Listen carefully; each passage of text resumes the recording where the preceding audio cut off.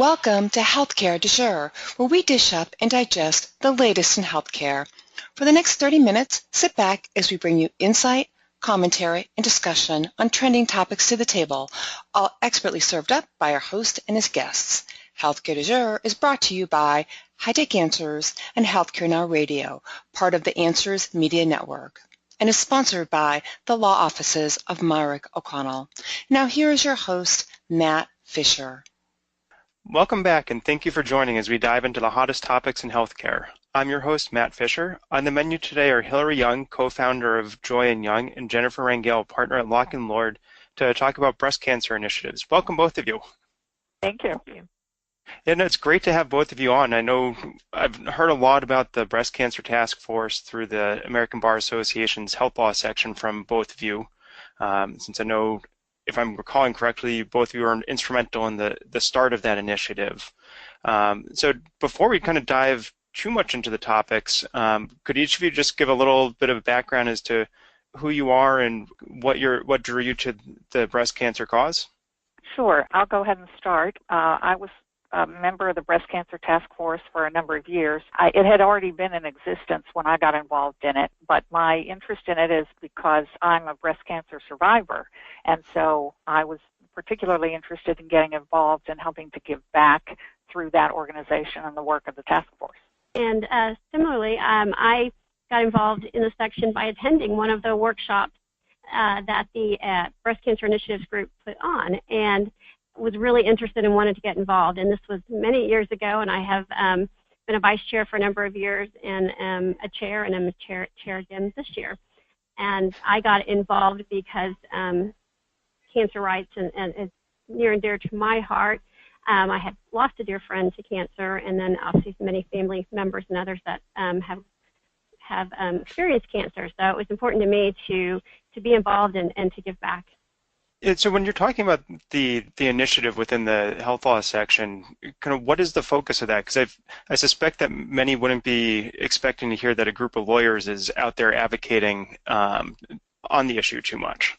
I mean, that's a great question. I mean, we have a pretty broad mission, and really what we're trying to do is educate attorneys across the country who have an interest in this area as well, so that they can then have the tools they need to go out and become advocates and provide pro bono work to cancer patients and cancer survivors in the various, with the various legal issues that they may face. So what are the primary legal issues that, whether it be the individuals who have been diagnosed or maybe their families and caregivers might face? Well, I'll start, and then I'll turn it over to Hilary to add some, but there's so many areas that you probably wouldn't even think of. I mean, the most obvious are things like insurance coverage issues. Will my insurance cover the type of treatment that my physician is recommending? How will it be covered? How much will be covered? What are my rights under the insurance coverage? What type of appeal options do I have? And then other things like, well, I'm employed. How can I keep my job? What kind of accommodations can I get? Can I get leave for treatment? What do I do if my employer doesn't want to accommodate my time off or different type of accommodations I might need while undergoing treatment? And then things like financial issues. There can be bankruptcy law issues and other types of credit law and things that come up. Marital and custody issues, unfortunately, can become an issue at any time, and certainly during cancer treatment as well. So family law becomes an issue, landlord-tenant laws, mortgage issues, particularly when you have financial issues that come with maybe the cost of care, and then estate and life planning and end-of-life planning and estate issues. So those are just kind of the touch points of the types of legal issues that we typically try to cover in our workshops and provide some training on and provide tools that people can cover. But there's many other types of legal issues, and sometimes we cover different things depending on the workshop we're doing and where we are and what the need is. Anything I missed, Hilary? No, I think that covers all the major legal bases that patients face. When they start out with a diagnosis of cancer, breast cancer or any other cancer for that matter, and are trying to figure out how to navigate that, the first most important thing they're having to determine is what the treatment needs to be. And so when they have other legal issues that come up during that time, it can be very difficult because as a patient, what they're trying to do is focus on the treatment plan, and getting well. And so at the beginning, at the outset, that's probably the most important thing that a patient has to deal with, is defining and determining what they've got and how to approach it, building their treatment team and their personal support system. And one thing that can that can be a part of that is then looking at their insurance coverage to make sure that they're going to have coverage available for the treatment that they're moving into. And if they don't have good insurance coverage, to find out what other resources in the community might be available to help them, because it's hard enough going through treatment without having to worry about how you're going to pay for it. So getting that information set up front is helpful. And the other thing that I would say to anybody who's dealing with a diagnosis is they should take a little time to make sure they have those things lined up. They should take advantage of the ability to get a second opinion if they need one, and be sure that they're going to be embarking on the correct treatment for the correct condition. And a lot of times at the beginning, if people are rushing into treatment, they might make decisions about the treatment that turn out not to be the appropriate decisions once they get more information about whatever the tumor or the mass or the condition is. So, yeah, I completely agree with that. It's really easy to get caught up, I think, and rush right into something without maybe realizing, or patients need to realize, that they have the ability to control the process and make sure that it's, nothing needs to happen tomorrow. You have time to figure out that you're at the right doctor. You're dealing, you found the doctor who you communicate with well and are comfortable with, and that you have the right treatment plan, and that, you have time to get a second opinion. And, so many times I've seen that second opinion be life-saving and uncover information that really determines what treatment you ought to get. So, it's important that people understand that they have the right to really stop and advocate for themselves and control that process. And you obviously want to do that, we're not saying take months to do that, but it's not something where you have to make a decision that day. And oftentimes, I think you get caught up in the pressure. So I think it's important to understand that you have rights.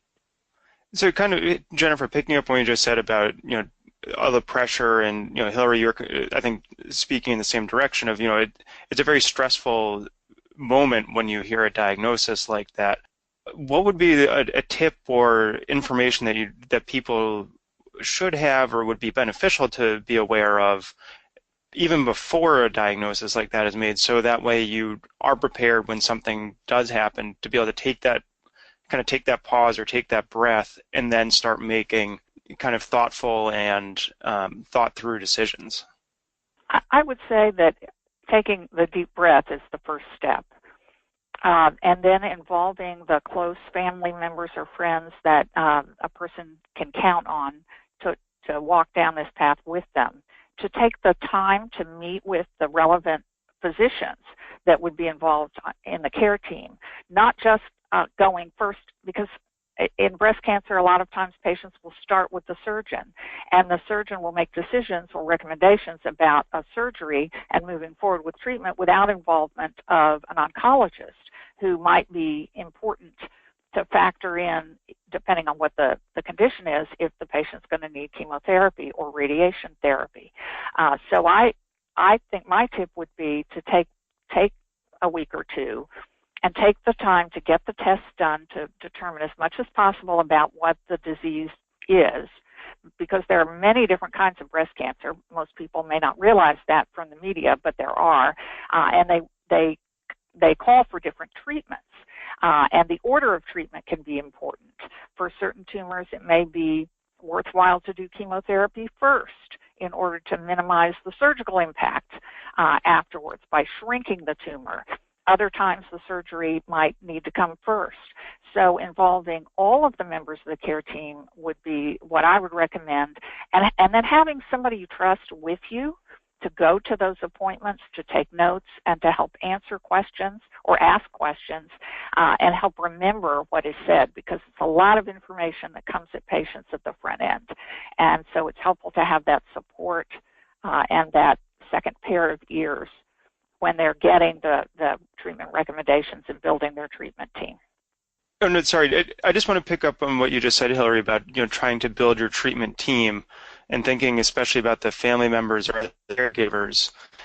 I've heard of instances where there might be pushback to including those family members or caregivers. Go ahead, Jennifer.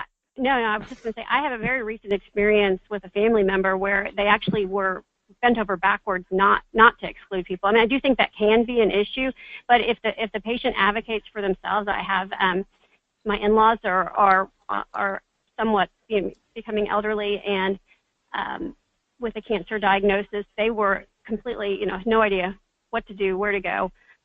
So I have actually been on the phone with them, even if I can't be there in person. They've had me, they dial in on their cell phone and put me on speaker, and the physicians will talk to me, they will answer questions. It's actually been, I've been amazed by how open providers have been to including family members or caregivers in the process, and it's made a huge comfort to the cancer patient to know that they have someone who at least they trust to ask the right questions and help them kind of filter the information that they're getting. So I mean, I think yes, there can be pushback, but I think that the patients need to realize that they have the right to insist on that. And I think from this experience with a couple of different oncologists, they were all very open to that. I think they understand how stressful the diagnosis it is and what's going to help the patient is what's most important. So I think you're seeing less pushback these days. It's becoming more common. And there also may be pushback from the family in the sense that the family doesn't really know what to do. They just want to say to their loved one, you'll be all right, and not really know what else they can do.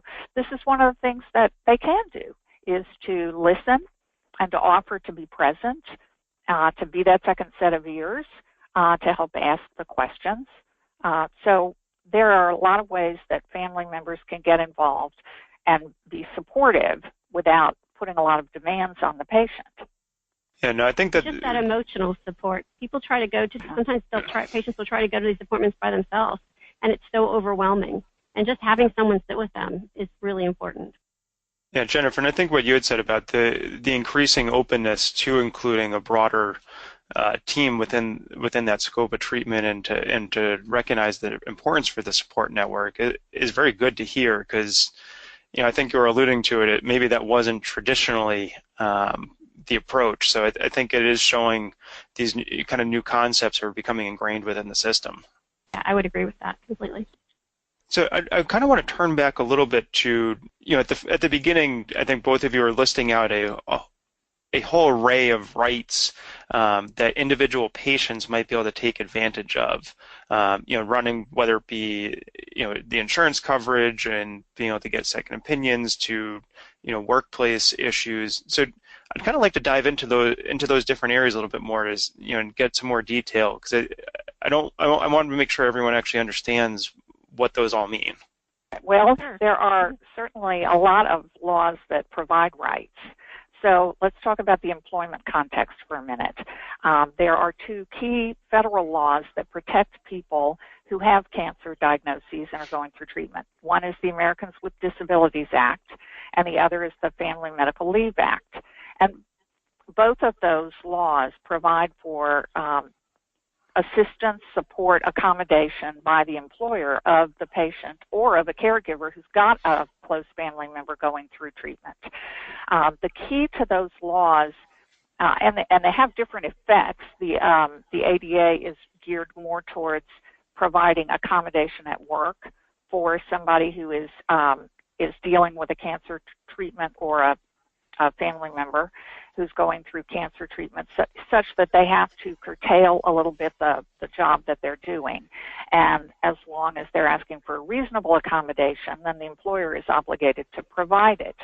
So this can be things like more flexible hours or schedule, giving an employee time to go to appointments or go to treatment. The Family Medical Leave Act is a little bit different. It provides for up to 12 weeks of leave without a person losing their job. but it doesn't necessarily guarantee paid leave. The thing about both of these laws is that they must be triggered in specific ways. They aren't very complicated ways, but they are specific ways. So this is one of the reasons why the breast cancer initiatives of the ABA Health Law section has for a long time set up workshops and materials to train lawyers in how to help patients who might be either friends or family members or clients of theirs that are going through this process to at least know the basics about these laws and how they can guide them in triggering the rights that are available under them. In terms of insurance, an insurance agreement, for instance, that's a contract. So it isn't so much governed by laws, it is by the terms of the contract. And it's important for somebody to know what their coverage is and what their rights are if the insurer decides that they're not going to pay a claim or cover a particular treatment. So that's another area where lawyers in particular can be helpful. Other family members can too. You don't have to be a lawyer to read a contract, but where that is the source of the right that the patient has. And there may be federal and state laws that come into play too. That there are some certain rights, but those rights will typically be written into the policy or the contract. But yes, I would agree. It's kind of thinking about the different rights and different, whether it be statutory or contractually identified. Are there concerns that if there are moves to try and prevent access to these rights, that the time involved in fighting to get what you're entitled to becomes precious? Because obviously I think Hilary, you were saying the primary focus for the individual is, I want to get treated, I want to get better, I don't want to have to focus on all this stuff. And if, say picking on insurance, if like the coverage of something is denied, that could have a very serious impact on the actual health of the individual. So kind of how do those interests get balanced? I mean, I think that's a great point, and I think it's very difficult to balance that. If you're in that situation where coverage is being denied or partially denied, or you have an insurance plan that is trying to move the treatment in a different direction towards what they typically cover, there's really no way but to appeal and be engaged in that. Now, what you can do is find someone to help you and work with your medical providers. In my experience, physicians can be the best advocates in that regard. They can engage with the medical director at the health plan.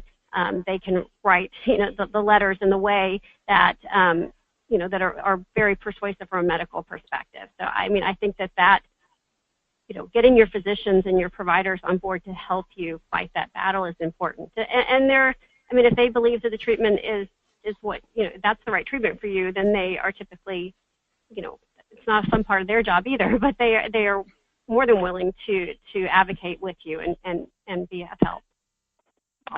That's right. I mean, it's not as if for them this is the first time that they'll have encountered these issues. And a lot of, especially say an oncology practice or a large surgical practice, is going to have the personnel that are accustomed to running these appeals and helping the patient. So that can be very useful. There may also be organizations in the community that are geared towards helping a cancer patient through some of these issues that they may encounter, because the patient should be willing to ask for this help. This is another area where families and caregivers and friends can be helpful by connecting or doing some of the research and connecting a patient with these resources, because patients in the middle of treatment don't have a lot of bandwidth, as you say, but there are, for say an insurance appeal, there's going to be a time frame under the insurance contract that they'll need to meet, and they want to be sure that they're not missing any deadlines. So asking for help to navigate these areas will be very useful. It's when you're trying to seek the help, whether it be the individual or their family member or their caregiver, what are the best ways to be able to locate the resources? Because obviously you're always hoping that this isn't an everyday occurrence where you're having to try and locate it. And Hilary, as you said, you're going to be focused on other things, and you're going to be feeling some pressures to locate something quickly. Well, certainly, I think the first place to start is with the treatment team. and seeing what resources they can provide themselves or recommend. And then, to some degree, the major organizations like the American Cancer Society, the Susan B. Komen Foundation, those well-known organizations may well have connections into the community where the patient is and can link them up there. The internet can be a very useful thing, but the one caution is that somebody on the internet needs to be a little bit careful about what they're looking at and where they're searching, especially if they're looking at websites that are talking about the disease and its treatment, because it's very easy to lose context, to not have the perspective to really be able to tell what you're looking at.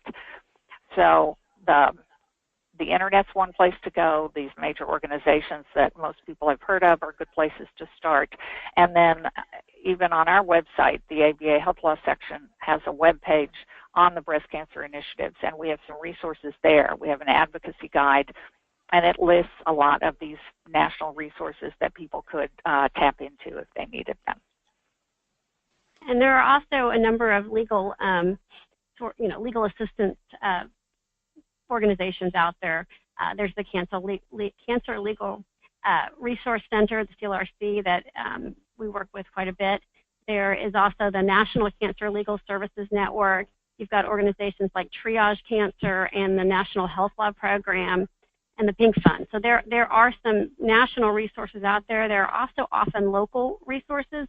A number of cities have set up, like Komen, I think, has a legal arm in certain cities that are really attorneys offer pro bono services, and that's kind of how that Cancer Legal Resource Center offers either discounted or pro bono services, and they're like a referral network, and that's one of the reasons we hope when we train people in these various areas of the law that then they will sign up to be advocates and provide those services. So there are options to get services, typically both locally as well as national organizations.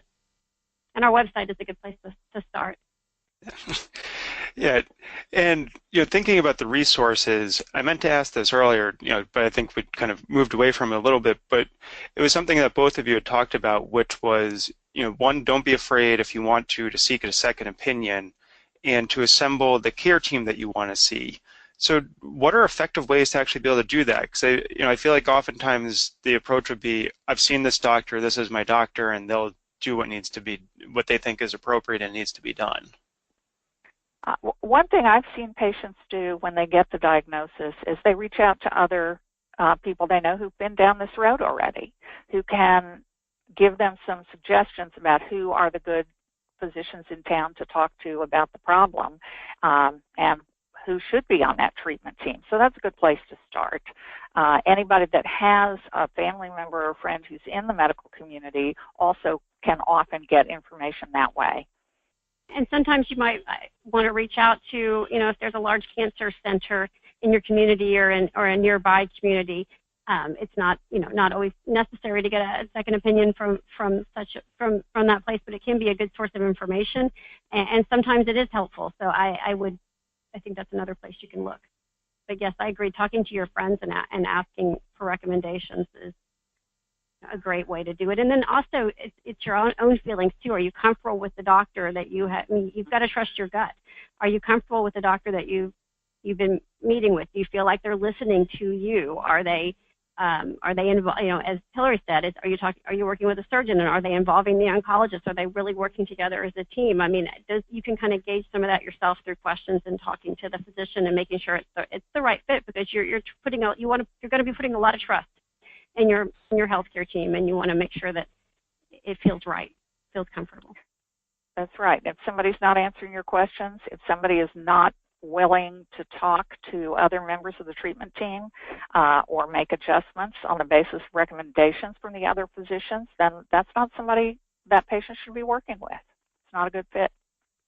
Yeah, no, I think that's a great point that both of you made, which is trust your feelings on it, and don't assume that you're locked into one path, but that you can really carve your own path in terms of how you want the course of treatment to proceed. So as we're starting to, I think, unfortunately already come towards the end of our time, I'm going to throw a little bit of a curveball question at you guys, which I didn't necessarily prepare ahead of time for you, but which I suspect you'll be able to answer fairly easily, which is, for both of you, your involvement with the breast cancer initiative with the health law section, what is either the most surprising thing that you've learned or been able to see as a result of that involvement, or what's the most meaningful impact that you've seen from the program? Oh, that's a great question, and a hard question. I mean, I found a lot of surprising things, and a lot of it has been in the people that we've gotten to work with and meet, and from all aspects to, to nurse attorneys who have experience on both sides, to case managers, to really getting to tour and see how different cancer centers are operating and how they're really integrating in a whole patient approach. And just, I mean, I think we've gotten to talk to so many different, both physicians, administrators, and attorneys that are working, in all different areas of this field, and really about how much they really care about what they do and how passionate they are, and just hearing different perspectives has probably been maybe not surprising, but certainly really, really interesting and great. And then, when you get to help an individual patient with the knowledge you've gained, that of course is tremendously rewarding, and feel like you're making a difference every time we train somebody who then goes out and provides services. And I would say that what surprised me in a recent workshop was the extent of the need that's really out there. We did a workshop last spring in Louisiana where there was a physician group, their administrator was there along with representatives from the local bar association. And the administrator was telling us how great a need his center had, for knowing where there was legal help and there were resources for patients, because they see these things come up in their patients every day. So there's a lot of benefit that we can provide, a lot of work we still have to do. Yeah, well, as I said, thank you for all of that, because as I said, unfortunately, we are already at the end of our time, but I think as you're kind of hinting at, through the section, you do workshops all over the country. So, for anyone who is listening, if you want a workshop, reach out and connect, and I'm sure there will be able to get a local workshop scheduled, or at least provide the resources for you to maybe be able to run it. But Hilary and Jennifer, thank you so much for coming on the show today. All right, thank you for having us. And thank you to everyone for listening. Keep the dialogue going and connect with me at #HCDEJURE. I'm Matt Fisher. Until next time.